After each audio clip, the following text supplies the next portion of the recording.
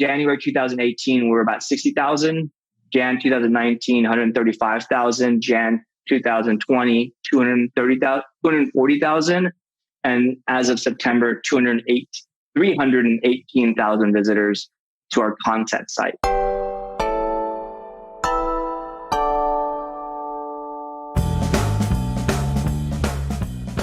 Hello and welcome to another very special episode of the Confessions of a B2B Marketer podcast. And have I got a special episode for you today. We have legend in the game. We're talking, I think, nearly 20 years in the marketing space, doing info, doing agency, and doing SaaS. We have Sujan Patel, who's going to jump on to first talk about his work in those three different areas, how he's built up the expertise by doing info, by doing agency. And in the second half of the chat, we talk about how Mailshake are now at 300,000 sessions per month, how they've grown SaaS, how they started with Appsumo, and really the one recommended method that Sujan shares to grow a SaaS business. So no other stuff today. We're going to jump right into that discussion now. I'm going to kick off by telling you about Monday night, because I was listening to a podcast interview with Rob Walling on the Indie Hackers podcast. He was saying how if you're going to go into SaaS these days, you need some kind of extra special advantage. And he said one of those was having really good marketing skills. And after he said that, he listed off a few names. And one of them was you. He was like, well, if you're Sujan Patel, then you can just jump into any market, like email, for example, and crush. So I'm going to kick off the conversation with that and to kind of give context to the audience. But the question I had about that really is, how do you think you've got to that point where you have this extreme marketing skill set that you could jump into any industry as per Rob Walling? Yeah, well, first of all, I'm flattered. Rob's a very successful entrepreneur, and I would consider him an advisor or a mentor. Unofficially, he doesn't know it, but I listen to everything and take his advice. So how do I get there, or how does one get there? Time and experience and trial, right? So yeah, I'm great at marketing now, but what you don't see is the 15 years, actually 10 years of marketing before doing SaaS, right? So in 2015, when I first started with Mailshake and started my own SaaS company. But in 2002-3 is when I started doing digital marketing. And 2001 is when I got exposed to SEO and launched my first failed business. And so, yeah, I've been trying to get into SaaS for 10 years, failing a lot. And I learned by working at the agency side, it's very, very valuable skill set, working on marketing on various different companies. So yeah, it's 10 years in the making. And I deliberately, everything I'm doing now is all started in 2013 with a very deliberate choice to jump into SaaS and start over. Got it. So I do want to focus on the Mailshake story because it seems like you guys have got some pretty sweet numbers, relatively new and in a competitive space, and marketing is important. But before that, I've obviously been through your back history. I've actually known of you for 5 years, maybe. I think I read the 100 Days of Growth book ages ago. Nice. Yeah. You do a lot of stuff, both on the SaaS agency and info side, e.g. the book. So how do you, over the last 10 years, how have you split your time between these different things? Not very well, I would say. Yeah. So I've done ebooks and I've done courses, ebooks and courses. I don't know anything about courses. I've done maybe 2 or 3, actually 4 or 5 launches with 2 different courses, kind of updating them. Ebooks, I've done 2, one very successful, 100 Days of Growth, 50,000 people have purchased or downloaded the book in some way, shape, or form that I know of, and I've got their email address for it. And agency work, single grain, first time around, $3 million company exited in 2013. Web Profits, I swore off I'll never do consulting again because I absolutely got burned out and hated it. And then, I guess I did it again. And with Web Profits, to be clear, I run the US business, or I own the US business. The Web Profits Global, it's a fairly large company based in Australia and Singapore and kind of a lot of APAC. But yeah, how do I split my time? Right now, I'd say 70% focus on Mailshake. I've got 4 total SaaS companies I split my time between. And then the agency, which I'm no longer kind of a day-to-day active member of. We've got a good general manager, kind of president type person to run it, and an amazing marketing team. So I don't really have much to contribute outside of kind of the strategy, or when we first take a client on or we talk through strategy, how to go about it, right? And if it's SaaS, I know a lot. B2B SaaS, I could definitely contribute. If it's anything else, which only e-commerce, then I really don't jump in for the most part. Got it. So right now, the most of your focus is on the SaaS companies, but how advantageous would you say is it to have an agency at some point in your marketing/online business journey? I think it's absolutely critical to be working at an agency or owning one at some way, shape, or form. One, to kind of get your bad ideas out the door. Like, everyone thinks agency is a very lucrative business, and it is. If you're a 5-man shop, 3-man shop, 3-person shop here, you can make a lot of profit. And then it is when you get to 10 million plus.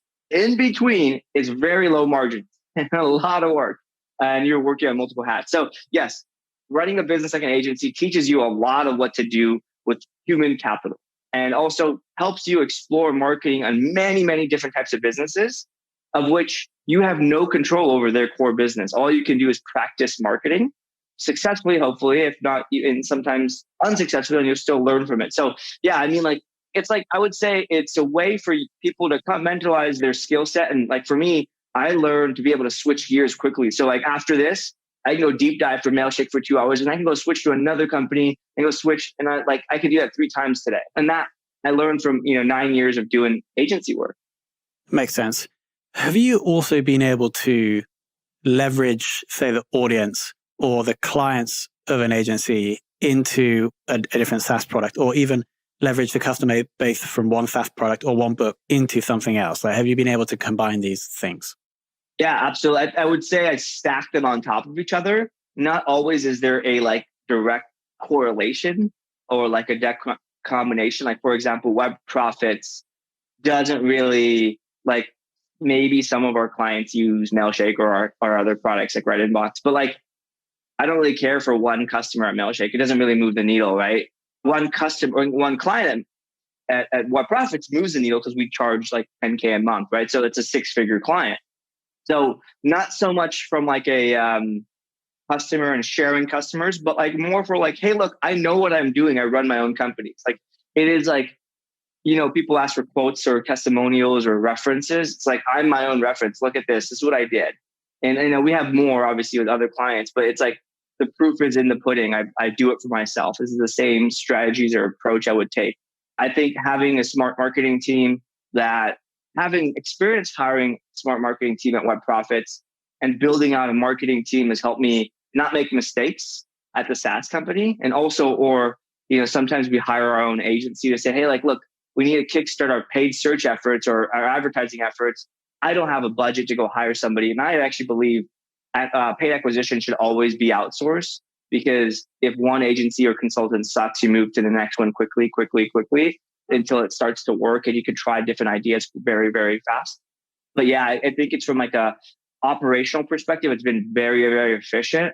And then from a operating and marketing, like kind of like focus on the right strategy, it's helped us. Like, when we figure something out at one company or even one client, we can apply it across the board, right? Like, when we figured out how to reduce churn at Mailshake, when we figured out how to onboard customers, like, it wasn't the exact same thing we applied to our other companies, but that framework, you can't unlearn it. And so we used a lot of that same stuff. So I don't know, I spent like 300 hours trying to optimize onboarding over the course of 2 years at Mailshake. I spent 5 hours at Right Inbox because I'm like, I just did the right thing and it worked, right? So I don't have to do it again, which is, I think, a skill set superpower, but it's countered by taking away your attention and lack of focus, unfortunately. How much conscious effort have you put into building the personal brand? And that list that you have for your person, do you then use that to also promote the agency and SaaS products? Sujanabsolutely. 100% conscious effort. This was deliberate.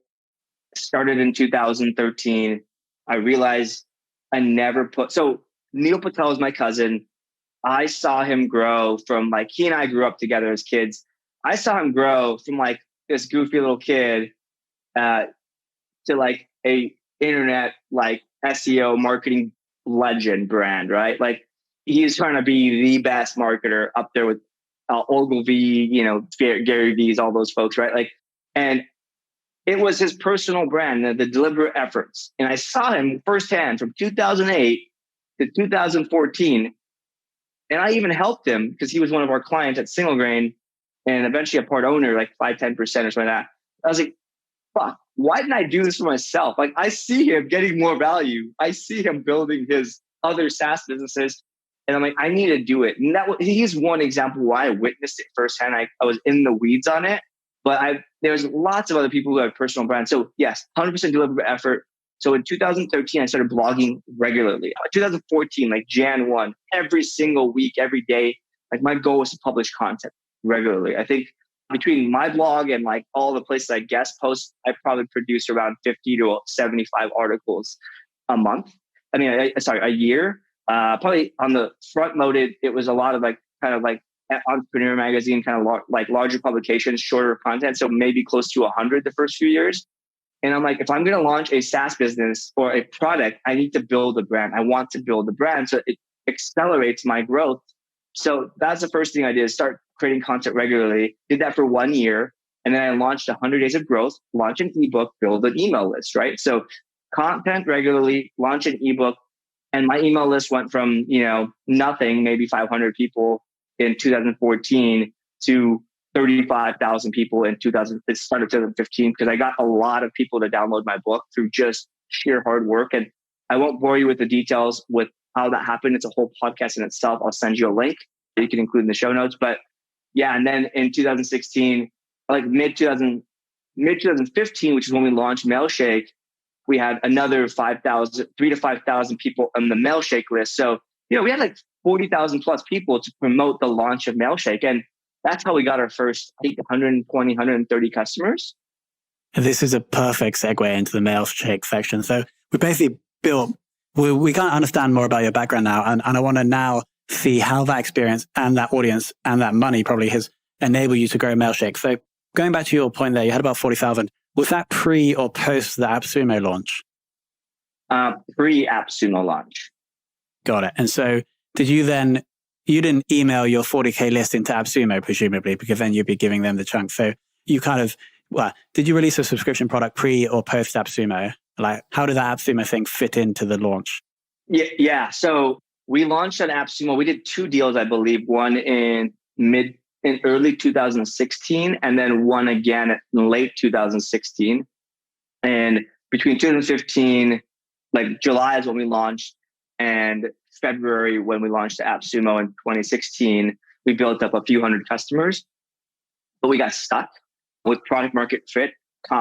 Most common issue of why startups fail, I'd say, at least the first pass through of failing. Yeah, but that was all. Those few hundred customers were all built from my personal email list and the Mailshake email list that we've grown. Like Mailshake, I don't want to say. So how I built the Mailshake list that's like 3,000 to 5,000 people, I forgot the exact number, but it's under 5. It's definitely over 3. Is using my personal brand and what I'm working on and sharing the journey. But then it was Mailshake. It wasn't me. It was all the Mailshake story that kind of continued to accelerate the growth of that email list, right? I used my list to get that list and then I used that. But of my personal list, maybe 40, 50 people bought, right? But of the Mailshake list, that's what we got 100, 200 plus people over the course of a year. Now, so we got around like 500 customers or a little less than 500 customers in the lifetime of between launch and Appsumo. And what happened was that we couldn't get product market fit and we lost a lot of those customers. They just churned out. I did a deal with my list to like say, you get like 90% off. Just you get like, we didn't really know what we were doing at the time. In hindsight, I was like, that was stupid. I did a lot of dumb stuff, but I thought I was doing the right thing. We started with $50 a month product, and Mailshake was actually called contentmarketer.io, and it's a content marketing tool. We try to do too much. And what we found is that like what we have really in terms of like what is awesome is our email outreach part of the product. It was just one of the 3 things that we did. And so we started spinning off these micro tools, and we just like, well, let's just call them something and let's make them free to drive traffic and awareness and customers to the main product, right? And so we launched Connector, which is now it pretty much got rebranded to Mailshake and rebuilt. And that's what we launched on Appsumo. And that started off as free, right? I was like, whatever. And by the time we launched on Appsumo, I was like, oh, the rest of this product is garbage. We're going to throw this all away. We're going to rebrand as Connector. And then we launched an Appsumo deal as Connector. And first of all, we gave it away for free. And then we're like, people are like using this like crazy. We can't support this for free. Too many customer support tickets. Let's just charge the cheapest possible rate. $9 or $7 a month. It was like something stupid.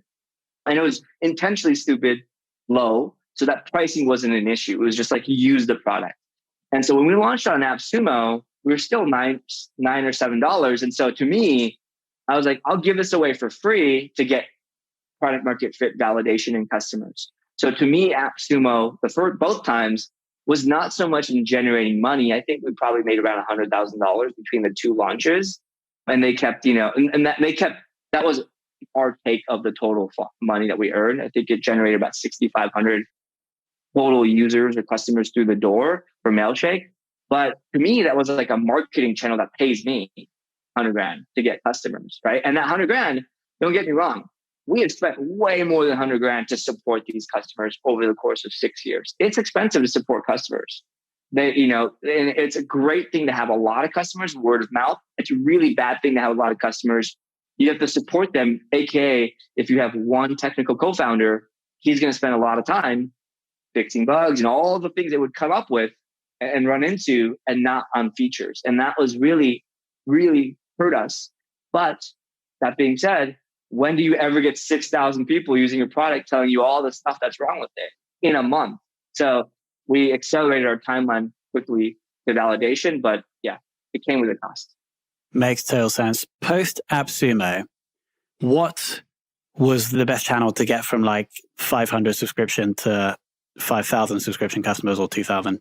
And then after that, I want to talk about SEO because you guys are smashing that. So What was the first channel that worked? And then we'll talk about SEO. Although you may say SEO right from the start, but let's see what happens. It's SEO, yeah. So word of mouth is Appsumo helped us generate word of mouth, right? So 6,000 people telling their friends. So if you have a viral coefficient of like 10%, ours is like about 3 or 4%. So 6,000 people, 3 to 4%, 200 people roughly, telling their friends every month.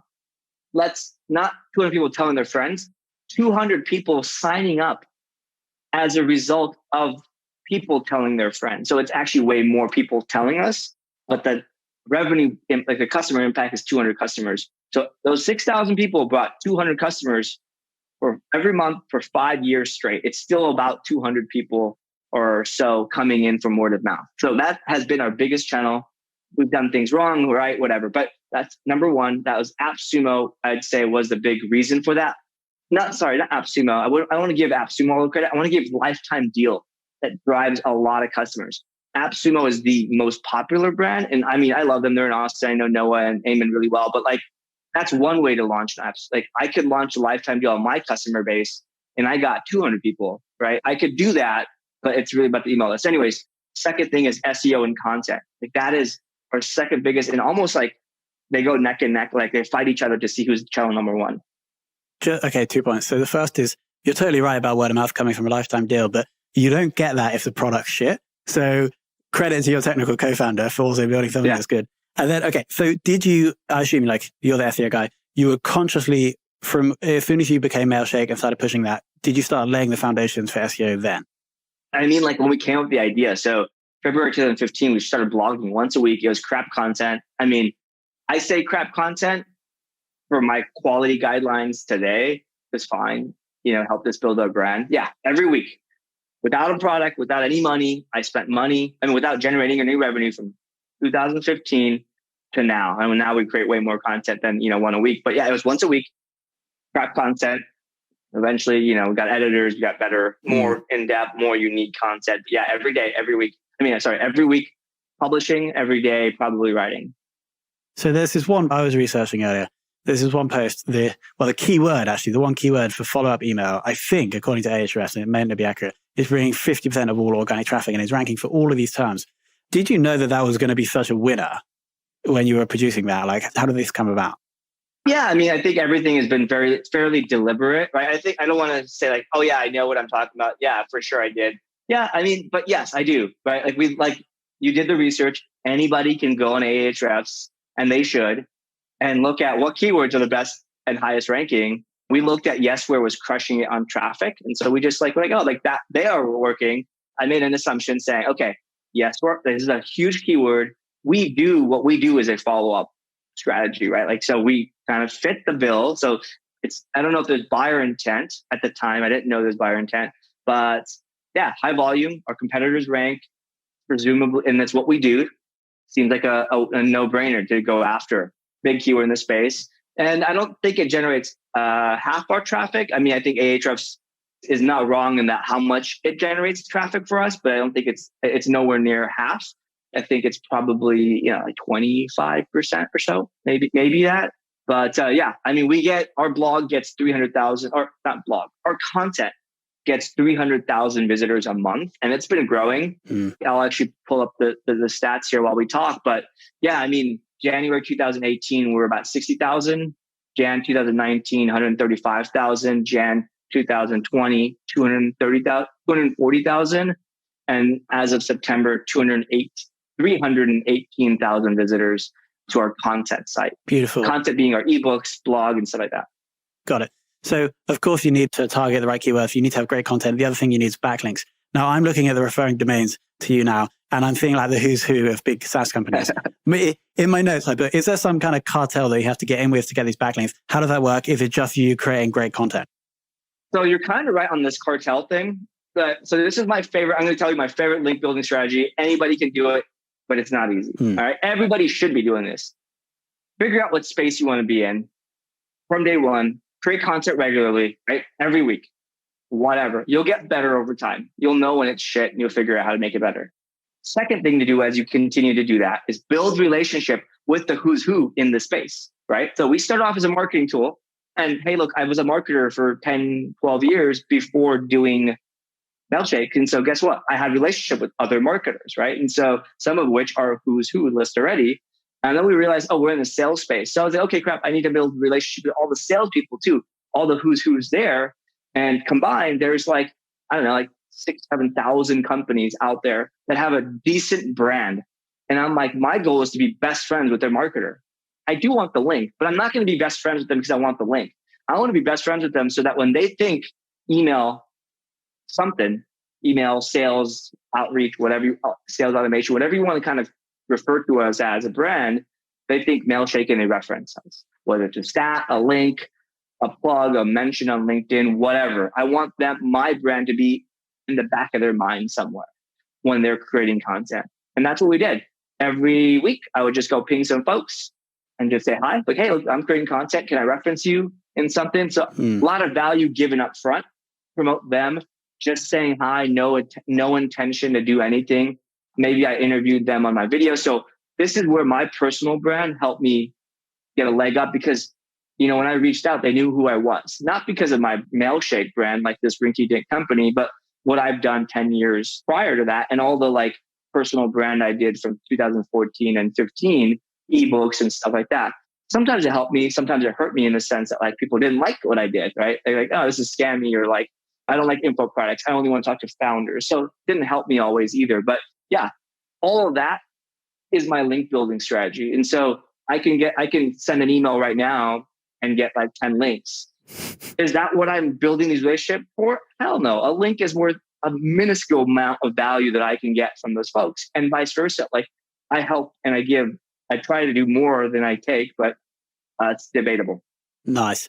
Now I'm going to sum up here with what I think, if I had to theme this interview as one theme, and maybe also for your career, maybe, I think, and correct me if I'm wrong, it's long-term thinking. You started off back in the start of 2000s, and then you've really just been focused on adding value in various different ways over the long term. And even with your SEO or the growth strategy for Mailshake, day one, you invested in this long-term SEO strategy.